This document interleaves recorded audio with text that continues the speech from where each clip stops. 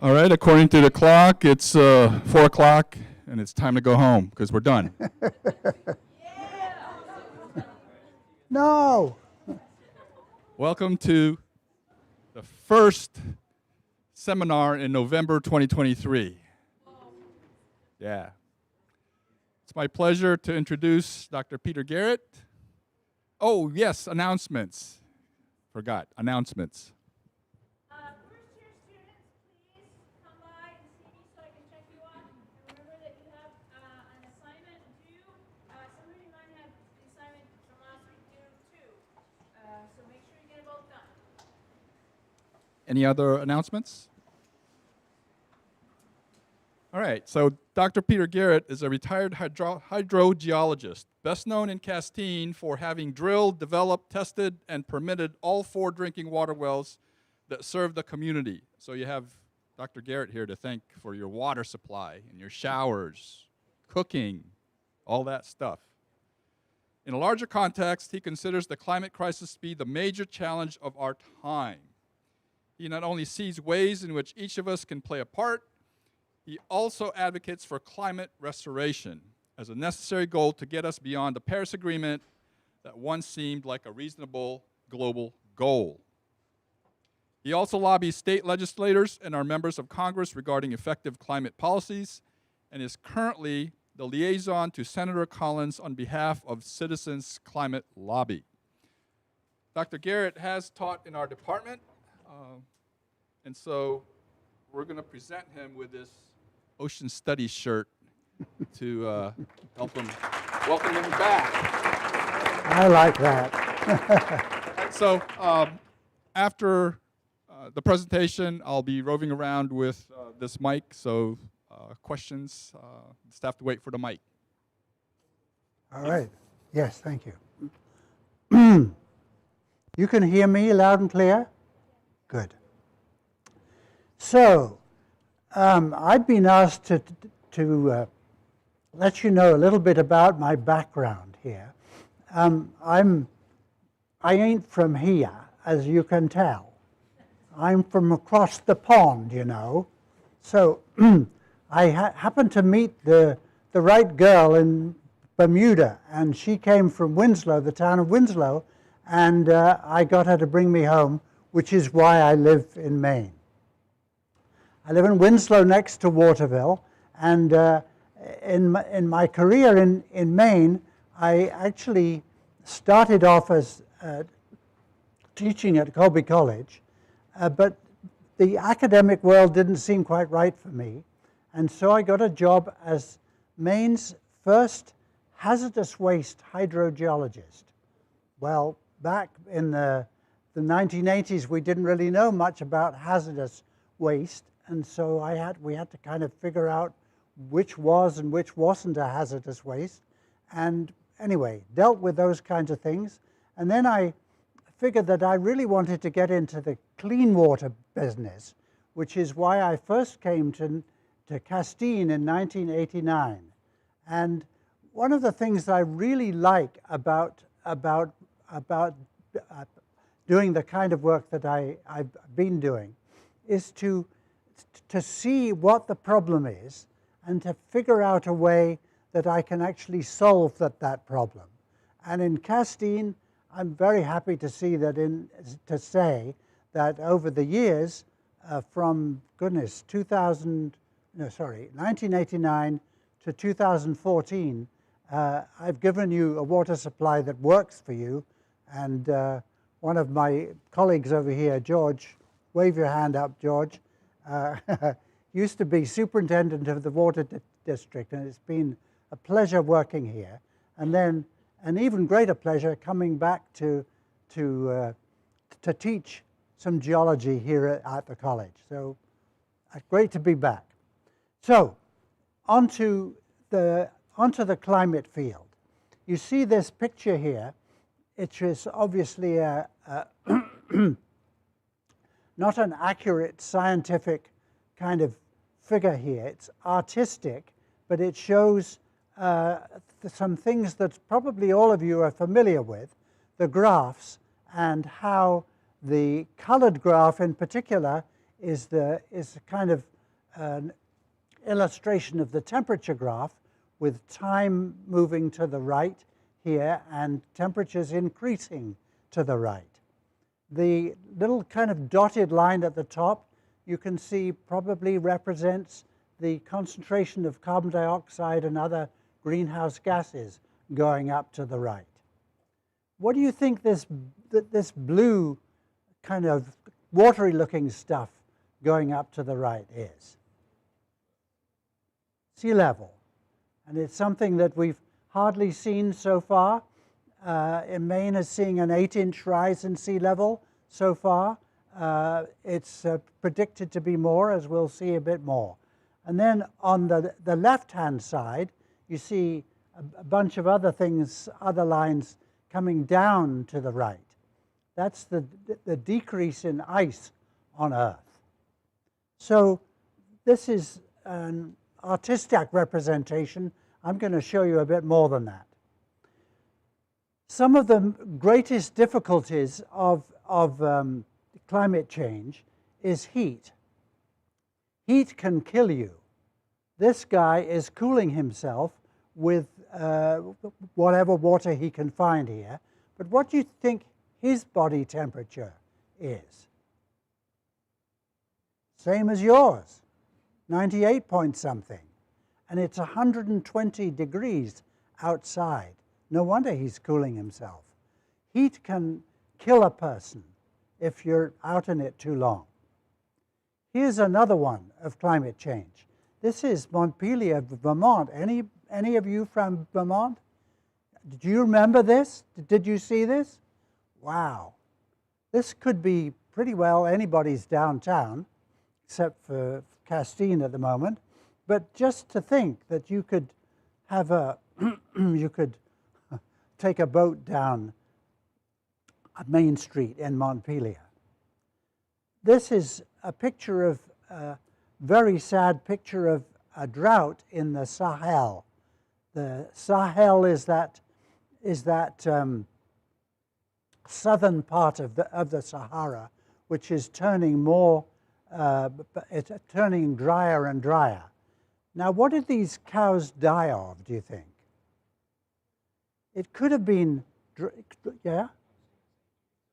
It could have been heat exhaustion, exactly.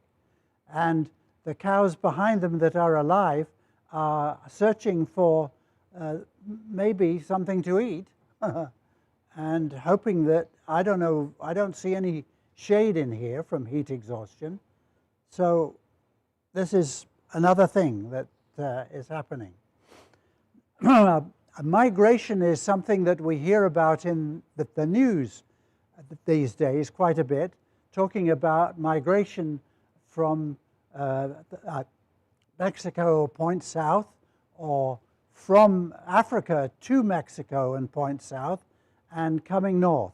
These are mostly poor people who have given up on their home territory for one reason or another. It could be heat or likely to be drought, but it's a major problem of climate change. And here's another one, wildfires. Gosh, it's hard for me to imagine all of the houses, not only my own house, but all of the houses in my neighborhood and my town burned down to the ground. And so obviously the one on the right is a burning picture. The one on the left is what was left of Lahaina in Maui. And here's a picture of a terrible hurricane that hit Fort Myers Beach only last year. And insurance for buildings is pretty well lacking in this area now. Because if you were an insurance company, why would you want to bet on whether you could afford to build back these things? So they don't offer insurance policies for these. And last but not least, it's local anyway, sea level rise. This is, on the right here is map of Portland. The green area is the whole of the city of Portland. The red marks show a 1 meter rise. This would be on a high tide. It's not always that high. And the yellow areas show a 6 meter rise. And you can see that there are very significant areas of downtown Portland that would be affected by at least a 1 meter rise, and by a bit more than that. I-295 is running through a couple of those pictures. So climate change is very serious stuff, as I'm sure you've come across. So let's get to the next part. Are you aware that that Earth has a natural greenhouse effect? Yes, lots of nodding heads. Okay, so I don't need to go over that.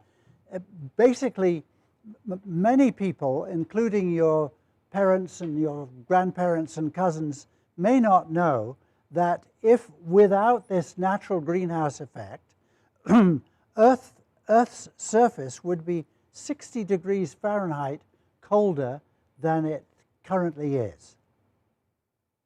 That's really surprising to many people, particularly because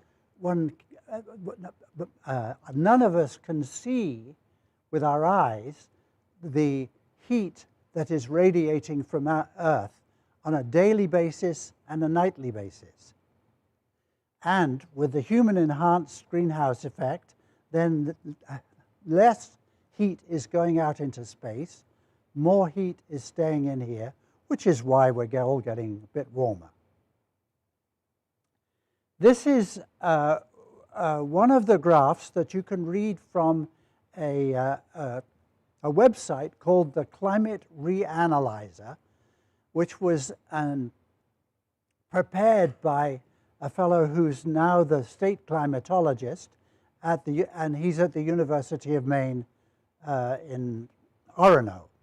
How many of you have actually seen this website, Climate Reanalyzer? Just a few. Check it out. Just climatereanalyzer.com, you'll get there. And in this case, he's showing the daily surface air temperatures in the world. And this is a peculiar kind of a graph. It is from beginning of the year to end of the year is the left and to the right side. Each of the little gray lines that you can barely see in the middle there is 1 year's kind of curve up and down on a daily basis. The yellow line is the daily basis for the year 2022, last year, and the black line is where we are now. And you can see that the 2022 is pretty well above all the other lines, most of the others, and the black line is above 2022, especially over the last 4 or 5 months. Kind of scary. This is the same kind of a graph with the squiggly little black lines below, and 2022 is higher and 2023 considerably higher for the last 6 months, and these are the daily sea surface temperatures for the world. So this is kind of average for the world, also from the Climate Reanalyzer. So you probably know this graph that from 1980 to 2020 here, there's a rising carbon dioxide concentration, which is the major greenhouse gas. Methane is the yellow, and nitrous oxide the green, and a few other things. The fluoride gases are on top in the gray, blue, and a little gold right at the top. They're all going up, and that's enough of that one. 3 paradigms on climate, and you all recognize them, I'm pretty sure. This is something that you'll hear particularly from people who really favor the continuing use of fossil fuels. After all, they're extremely useful. Let's face it, almost nothing that we do, including currently heating this room, is done without fossil fuels in some form or another. We all got here, basically, by fossil fuels. And there are some people who love it so much, they're intoxicated by it. Let's baby burn, baby burn. Then there's a whole bunch of us, I suspect everybody in this room, who says, well, let's burn less now. We need to cut those emissions because it's costing us. The pictures you just saw earlier about heat and drought and storms and so on. What I'm going to talk about here is climate restoration, a different kind of concept and something that I only really bumped into a year or two ago, and I want to tell you a little bit about that. So this is again a kind of artistic introduction to climate restoration. You can imagine that you're on the other side of these big rock barriers. I have to, for those of you who know that I taught geology here, I'm kind of infatuated by rocks, so I have to bring rocks in somehow. But anyway, you're on the other side of that rock barrier, and you're wondering how to get across to this lovely land on the right side. That's what climate restoration is, if you like. So, my goals for today are to define climate restoration, discuss what we must do to it, and you particularly in the marine and the maritime world, and in other words, where there's a place for you in this program here. So, climate restoration. On the current state, we're at 420 parts per million carbon dioxide. We want to get, with a restored climate, down to less than 300. It was pre-industrial, it was about 280, but we'll accept like 300. And by the way, I might bring out a particular point here. I was born in the year 1944. Thanks to my friends at Google, I have found out that the concentration of carbon dioxide in Earth's atmosphere was 310 parts per million then. So from 310 to 420, I regard that as my generation's legacy to the future. I don't like it. It's not a comfortable legacy to leave to my grandchildren. And I do have 3 grandchildren now, and I don't want to leave it to yours either. So, on to the next one. Methane. Methane is now almost at 2 parts per million. It was less than 1 part per million in pre-industrial times. Methane has actually increased more than carbon dioxide in a percentage. The current state, we're talking about 1.3 degrees Celsius warming of air temperature, I think that is, and we want to get down to 0 degrees of warming above pre-industrial. So this is basically returning to a healthy pre-industrial climate. That's kind of the definition of climate restoration. So how are we going to do it? Well, before we get there, this is a funny graph, and I'm afraid I didn't kind of sharpen it up, but it's a graph that starts on the left-hand side. The left of the blue there is about when you were born. It's the year 2000, the year 2000, 205. Here's, sorry, 2005, somewhere around there. And on the right-hand side, the vertical line there is 2100. So here's the choice that we have. Business as usual would take us on the red line, at least up until 2050, 2060. And we don't want that, clearly, because that would make for much warmer. So what we want is to follow the blue line here, the dark blue line, and that would mean some remaining emissions and some negative emissions, which is what I'm going to talk about particularly here.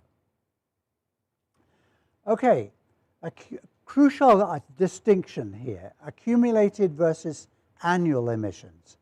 So here's a maple syrup jar that fell over.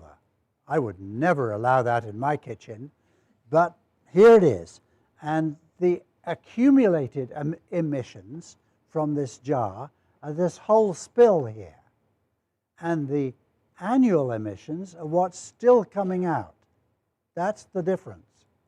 And just picking up the bottle won't solve the problem, needless to say. And then I'm going to give it in terms of carbon dioxide in Earth's atmosphere. There are currently 750 billion tons of excess CO2. I don't expect you particularly to remember these numbers, but it's huge. What we have already put up there. That's that legacy carbon dioxide that I mentioned a bit earlier. And we're now putting up 35 to 40 billion tons annually. That's this little yellow box at the lower right hand side. That's the amount that we're putting up annually, whereas the red area and orange there is what we have already put up there. That's the legacy. So the little yellow box is what the Paris Accord is all about, trying to reduce that, reduce it, get it smaller and smaller. And here's another way of looking at it. I'll read this. Here's what will happen to cumulative CO2 emissions if we reduce annual emissions 10% every year for 20 years. So for the next 20 years, the goal is to cut to the size of all those little yellow boxes at the bottom, the annual CO2 emissions. Unfortunately, all the cumulative is already up there, the 750 billion tons. This is what the annual would be reduced to with an 85% reduction. So the yellow boxes have almost gone away, haven't they? But this is what the cumulative would look like. It's scary. We've got to do something about that. We've got to cut some of those red bars down in size. Luckily, we're not the first people to have thought of this. So the Intergovernmental Panel on Climate Change, in their most recent report in 2021, read it. All pathways that limit warming to 1.5 C require carbon dioxide removal. They are calling for that. And that's for keeping it below 1.5. We want to do better than that. Good news is that we are not the only people to have thought of this. And in fact, there is bipartisan, there are now bipartisan co-sponsors of the CREST Act. There are actually 5 co-sponsors in the Senate now. And the two ladies who really got it going were our own Susan Collins, as well as Senator Maria Cantwell in Washington. Any of you from Washington State? Thank you for bringing Senator Cantwell up there to work with Senator Collins.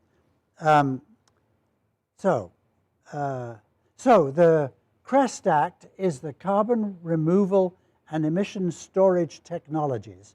It's a funding bill. It doesn't actually, it doesn't tell people like you and scientists and technicians around the world exactly what to do, but it will provide at least initial funding for it. Here's another lady. By the way, 3 cheers for the ladies in the room. These are 2 here, and here's another one here who are all saying basically the same thing.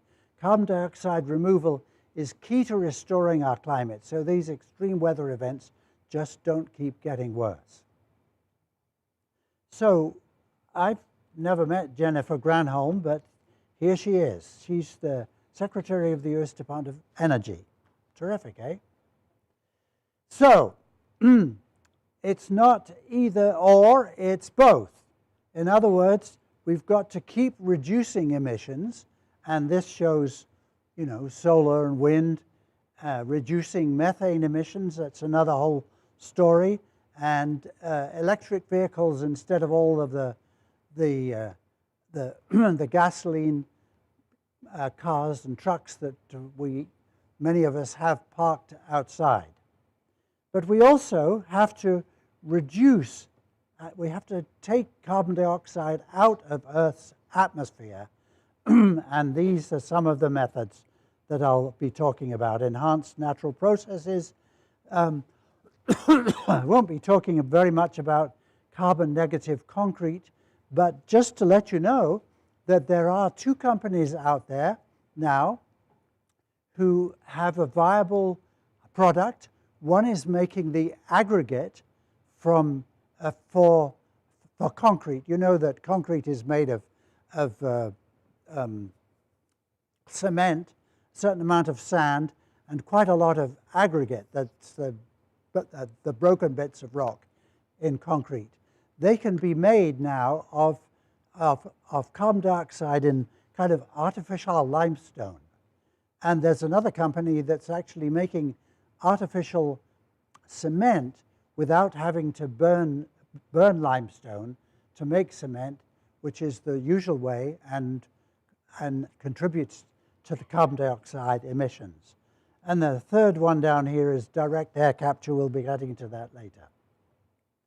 So, enhanced natural processes, we all know about how trees and other vegetation take up carbon dioxide to keep growing. Unfortunately, not a large proportion of Earth's land surface is forested. I don't know how much it is. I've never really looked that up, but I bet it's not more than 1/3 that's really well forested. We've cut down a lot of forests, and I don't suppose, in fact, it isn't sufficient. But photosynthesis uses forest management, and regenerative agriculture is putting carbon into soils, and I don't minimize those. Those are very important parts. There's also, some of you may or may not have heard of rock weathering. There's a certain amount of more or less natural processes that you can use on land. But this is the main Maritime Academy. So let's get on to ocean facts. How many of you knew that 90% of the excess heat from greenhouse gas warming is warming the oceans? Not all of you. It's a surprising fact, but it's the reason why we have all this talk about warming, but the air doesn't seem to be warming all that much. Few degrees, and we notice it, but the oceans are so vast, as you all know, and they can hold a lot of heat without showing it, just like when you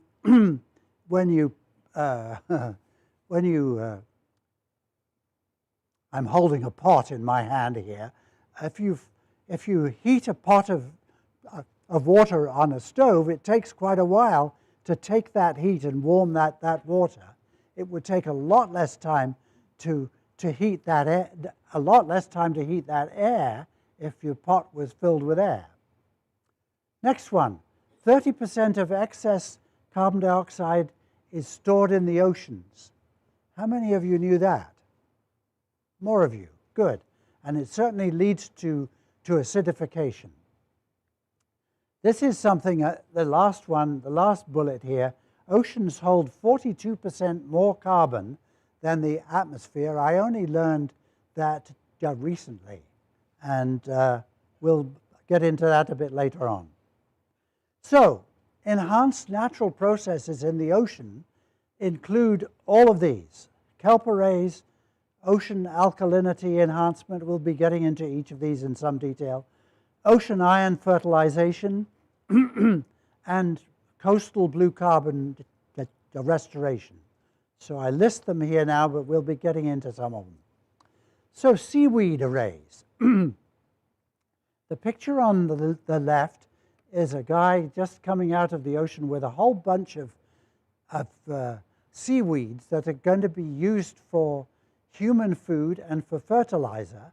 He's actually standing in water in Long Island Sound, but he could just as well be offshore here, because we're growing a lot of seaweed, and I gather that the seaweed the seaweed production of Kerogen facility in Rockport now says not enough seaweed is grown in the Gulf of Maine. He has to import it from somewhere else.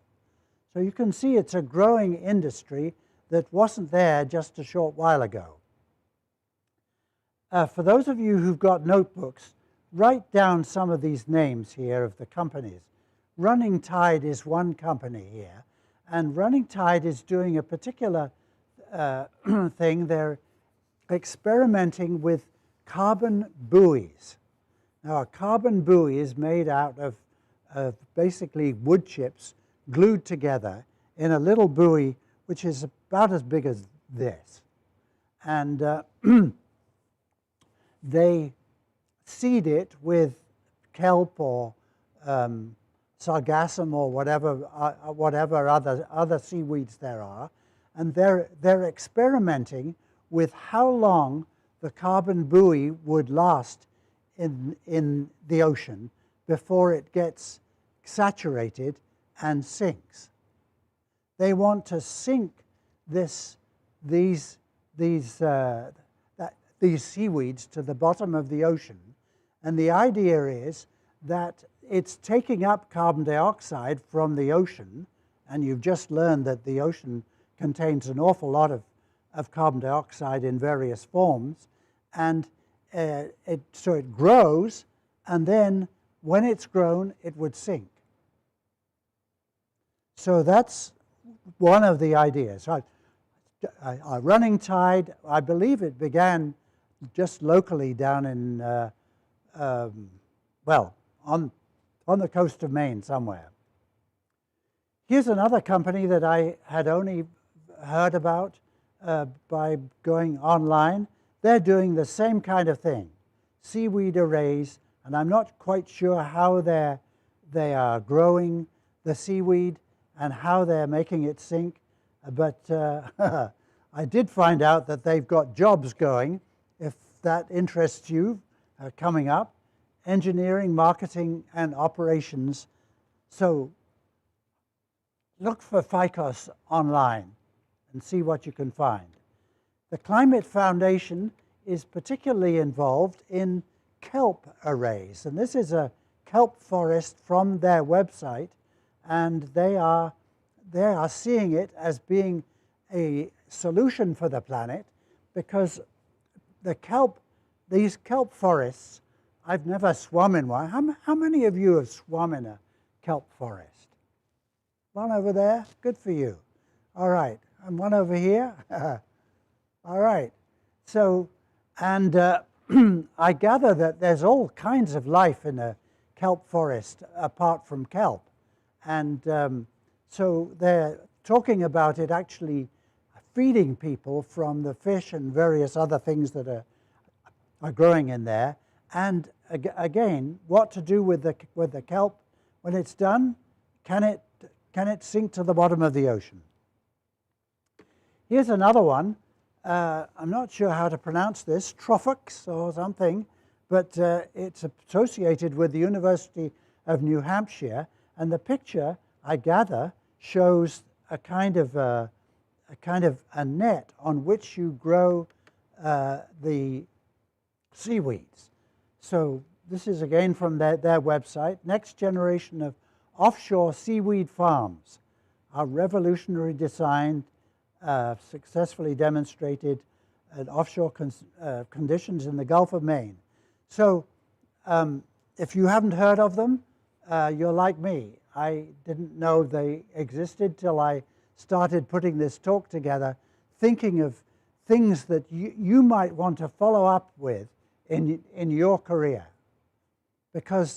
And they're all working on various ways of both feeding us with seaweeds as well as taking out carbon dioxide from ocean waters, and in some cases sinking the seaweed to the bottom. Here's another one, sea fields. Never heard of them before, but offshore farms, floating sargassum in various parts of the ocean. Now, I guess most of you probably know that the tropical oceans, which are basically the largest part of Earth's oceans, are more or less devoid of nutrients in the near surface waters. And so sea fields, as this picture doesn't really show it too terribly well, but they have in operation pipes that draw nutrients from deeper in the ocean to feed the sargassum seaweeds on the top yes. And then the seaweed containing captured carbon is sunk to the bottom again, like I mentioned before. Now, we're on to methane here. Methane in Earth's atmosphere comes from a number of sources, as you probably now know. You probably are aware that cows burp methane. That's not a major source. A major source these days comes from natural gas leakage from coal mines, from natural gas wells, particularly from oil wells too. Many wells are leaking. The map on the left here shows areas of permafrost in Earth's continents.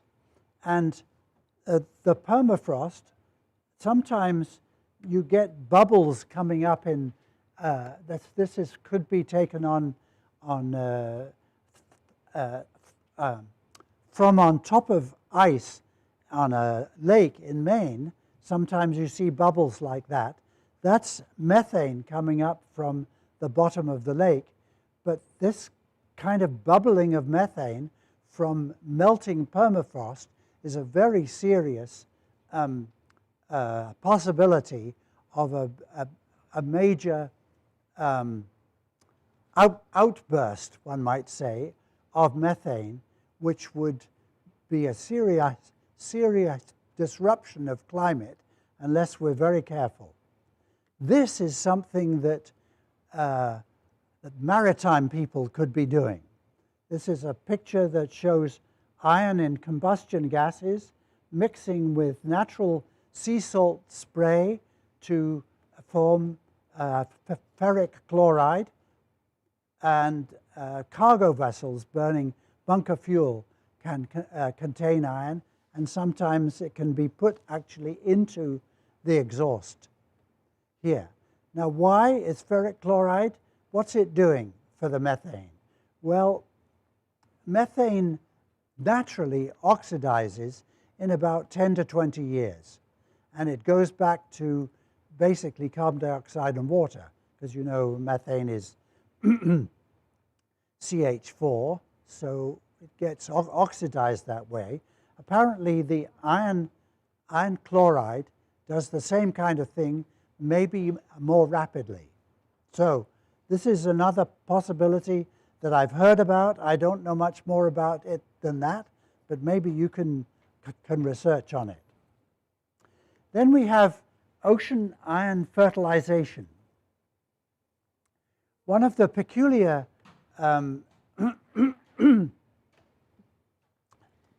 aspects of ocean chemistry is that if there can be plenty of nutrients in the water, like in these colored areas at the bottom of the picture in around Antarctica and south of South America, Australia, New Zealand, and South Africa, then it's nutrient rich, but funnily enough, chlorophyll poor.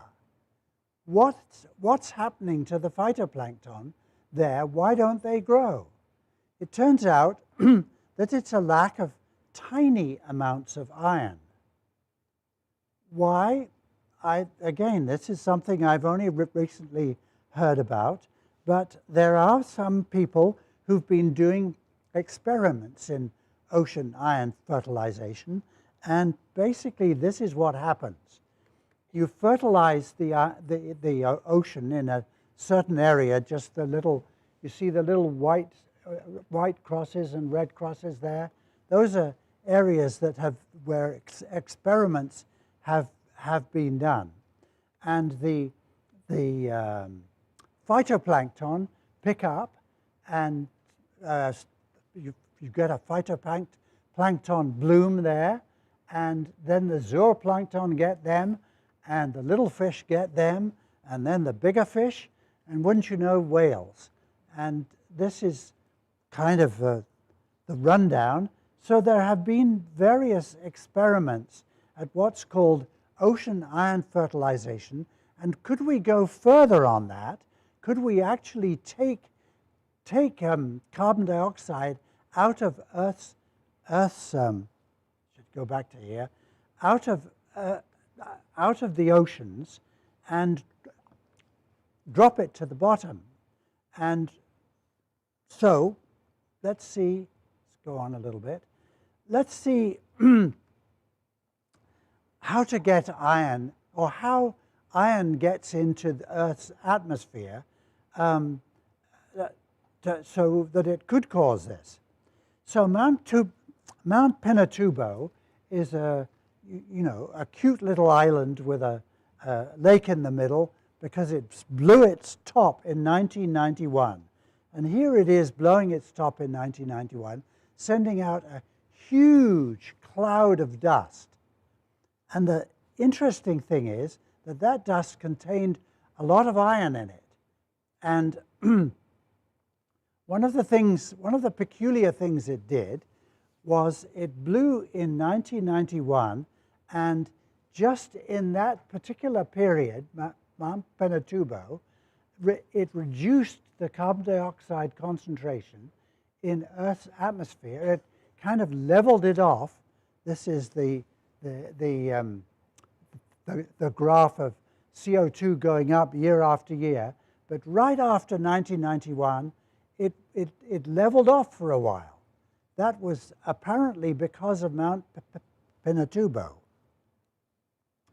So we're wondering whether the dust from volcanic eruptions or dust from some other form could actually increase the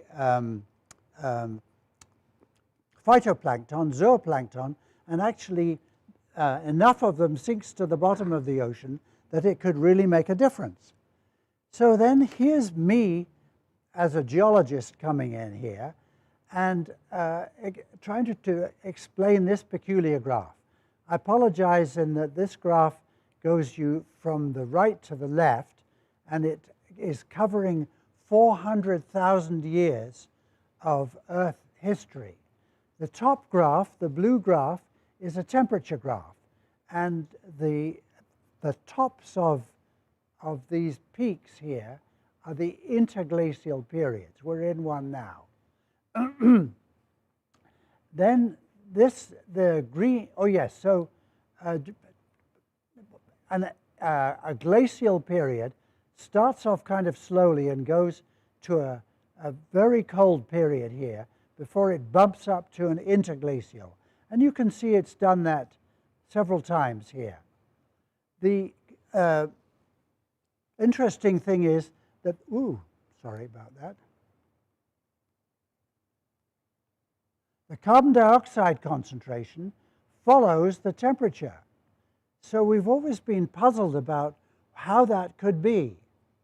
And we're thinking that maybe ocean ion fertilization may be the answer, because you could see that on the bottom graph here, this red graph, you see that just about at the same time that the temperature and CO2 are at their lowest, the dust is at its highest.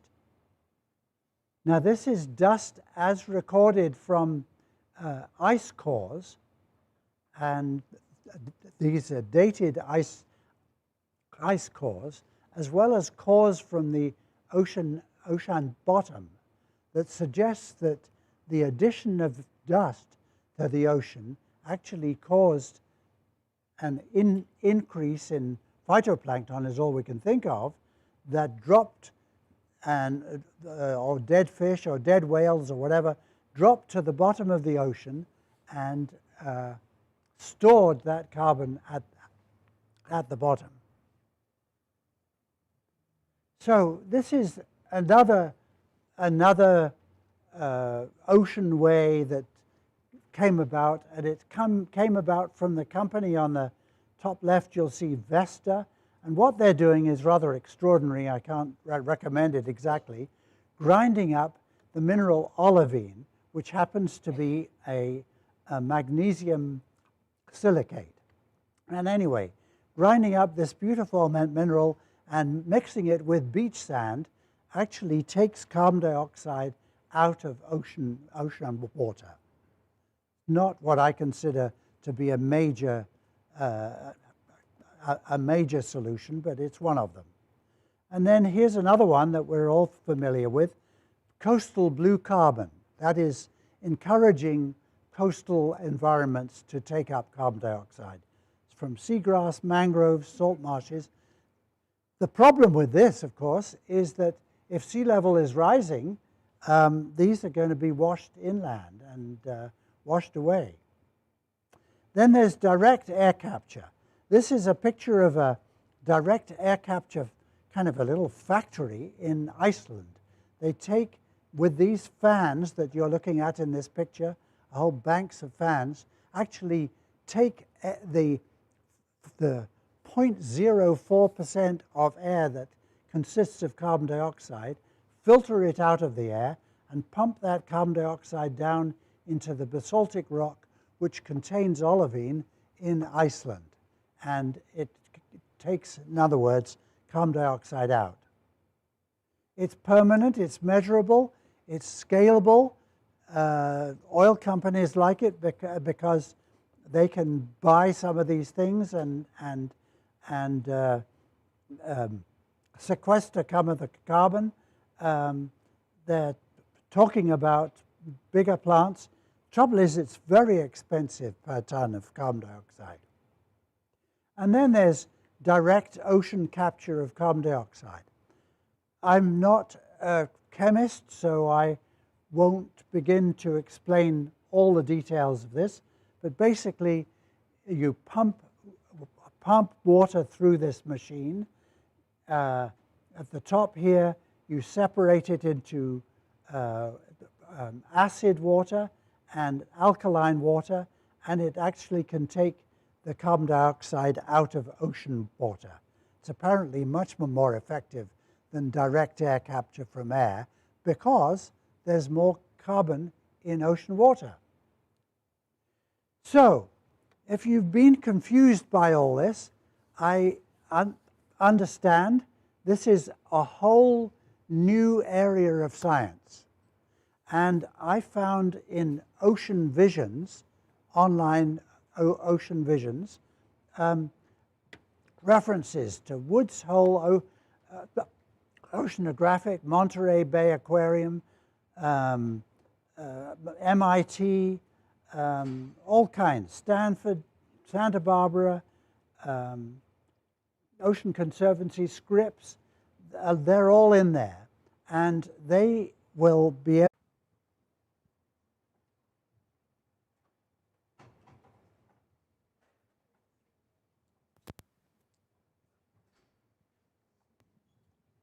How long do you think that the climate restoration will take? How long would that what? The climate restoration will take. I think it's going to take us all the way through 2021. Sorry, 2100. Got to get those zeros in the right place. Yes, it's going to be a job, really. It's going to take your lifetime.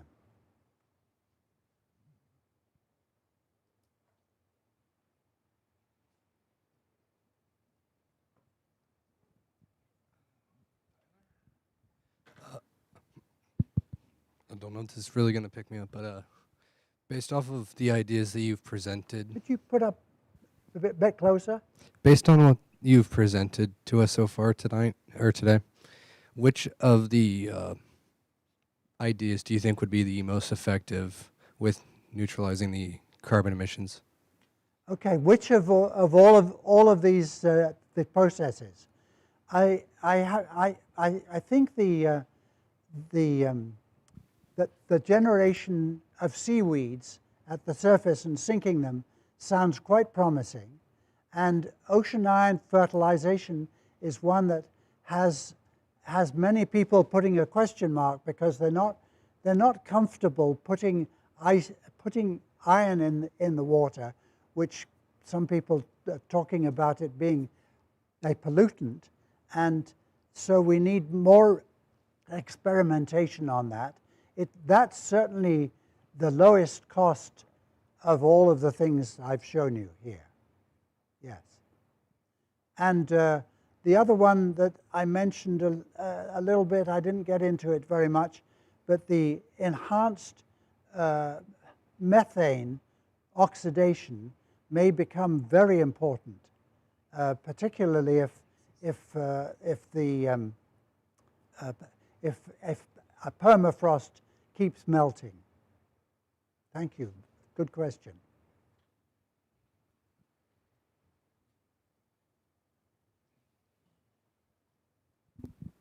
Hi, Professor Garrett.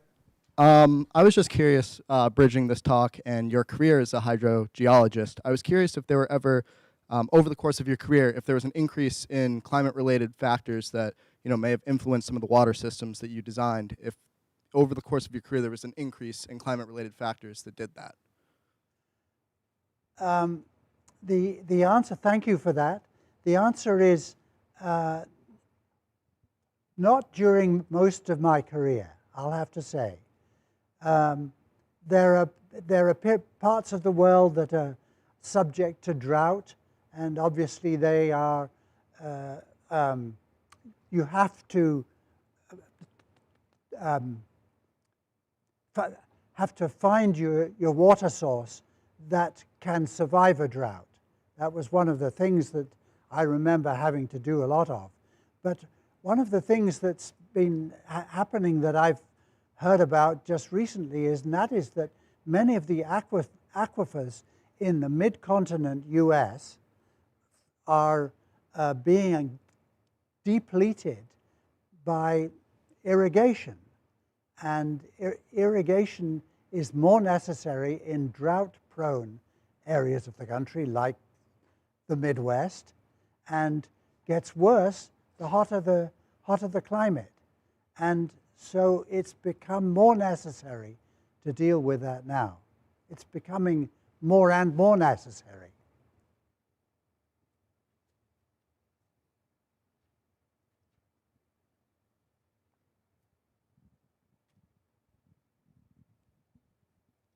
I've always is this on? That's good. I've always noticed that there's this ratio of like unintended harm that could be caused by something like putting a lot of iron in the Antarctic Ocean to produce more primary productivity in hopes of sequestering more carbon. Do some seem like they just cause way more problems than they'd fix? That's a worry that we all have, and you know, some people say that because of that we should not do that.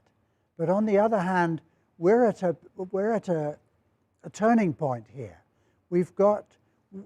Our climate is continuing to get warmer and warmer, and what are we going to do about it? We need to experiment on that kind of thing, as well as other ideas that people are coming up with. And when we're sufficiently confident that we've got a solution that would work, we have to put it to work. But I understand your concern about going overboard on something that would harm Earth's system. We have already harmed Earth's system. We are continuing to harm it. So one has to consider kind of both sides, right? Thank you. Good question. And it's a question, by the way, that we'll all be asking as we go along. All right, it is time for us to finish. So for those of you who have other appointments, but we're going to stay around a little bit longer if you care to, because apparently the regiment is not showing up today. So I'll continue to provide a mic for those that want to ask questions. Thank you.